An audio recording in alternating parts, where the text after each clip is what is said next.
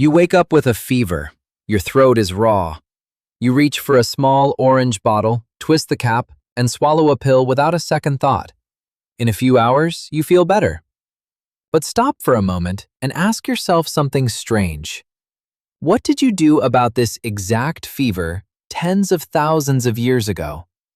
There were no bottles, no pills, no doctor waiting at the end of a phone call. And yet your ancestors survived long enough for you to be sitting here, breathing, reading this. The real answer is far stranger than they just got lucky. They were not helpless. They were not clueless. They had built, over hundreds of thousands of years, a system of survival medicine so effective that pieces of it still sit in your medicine cabinet today. You have simply forgotten where it came from. Let's go back, way back, to a body exactly like yours in a world with nothing you would recognize as safe. Start with the wound, a cut on the leg. Today, this is nothing, but in a world without antibiotics, a simple infected scratch could kill you in days.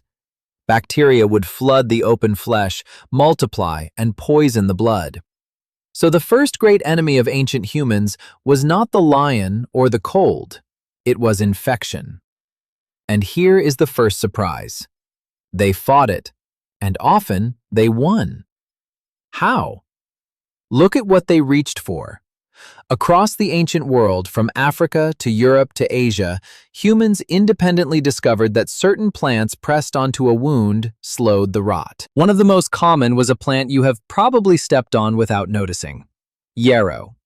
Its scientific name, Achillea millefolium, comes from the Greek hero Achilles, who was said to carry it into battle to treat his soldiers' wounds. Yarrow contains compounds that help blood clot and reduce inflammation. Ancient humans did not know the chemistry. They knew the result.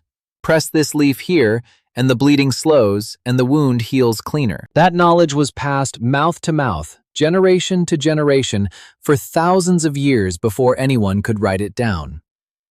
But how do we actually know they did this? This is where it gets remarkable. In 1991, two hikers in the Alps found a body frozen in the ice.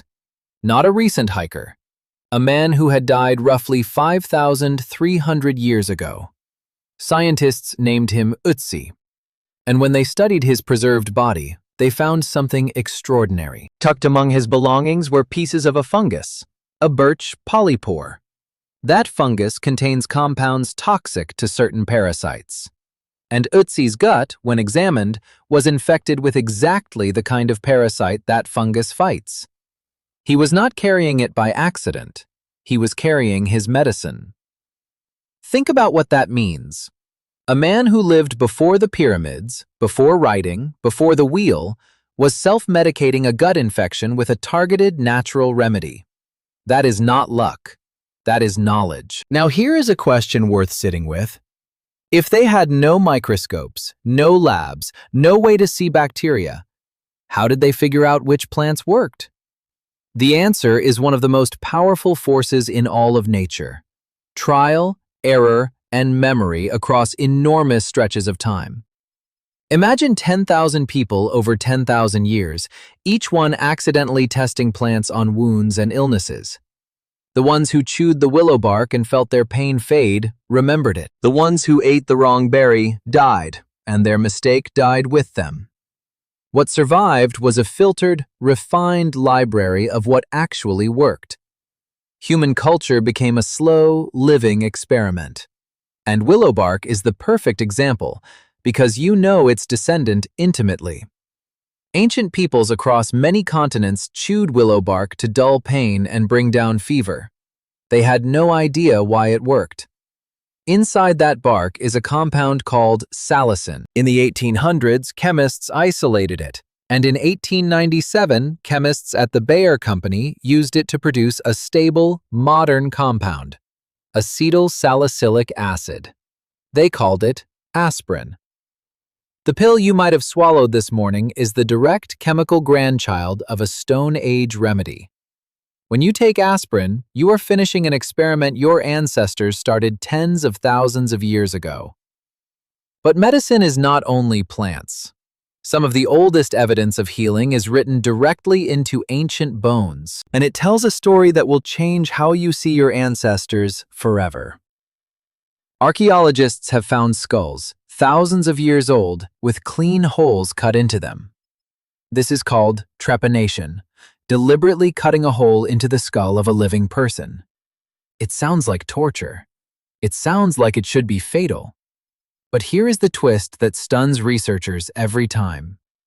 Many of these skulls show clear signs of healing around the hole. The bone had grown back, which means the patient survived. Not for hours, for years. Some skulls show multiple holes, healed at different times, meaning the same person underwent the procedure more than once and lived through all of them.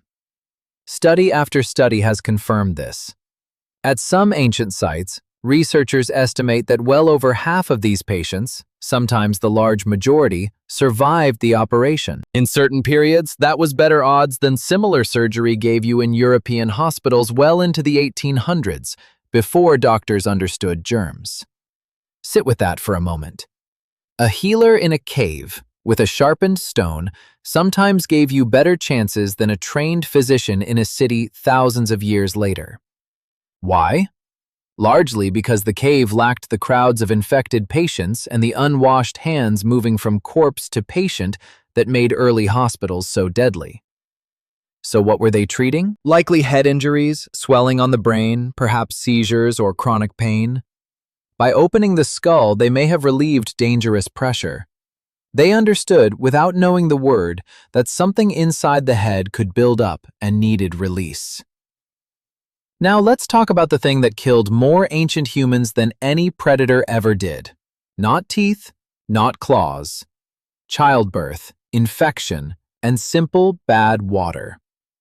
Your ancestors could not see the tiny organisms in a dirty pool, but they learned, again through memory and pattern, which water sickened them and which springs were safe. They learned that certain smoke kept a wound cleaner. They learned that honey, spread on a burn, stopped it from festering. And we now know honey is genuinely antibacterial. It draws moisture out of bacteria until they die, and it slowly releases hydrogen peroxide as well. A jar of honey found in an ancient tomb can still be edible thousands of years later, because almost nothing can live in it. Here is a number to feel. For most of human history, roughly 1 in 4 children died before their first birthday, and about half did not reach adulthood. 1 in 4. Look around a room of 4 children and imagine the weight of that. And yet the human population did not collapse. It grew, slowly, stubbornly, because the knowledge of how to keep the others alive was so hard-won and so carefully guarded.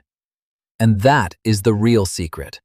Ancient humans survived without doctors because they had something we have partly lost: distributed knowledge. The healer, the elder, the mother, the herb gatherer, each carried a piece of a vast survival manual, and they shared it constantly.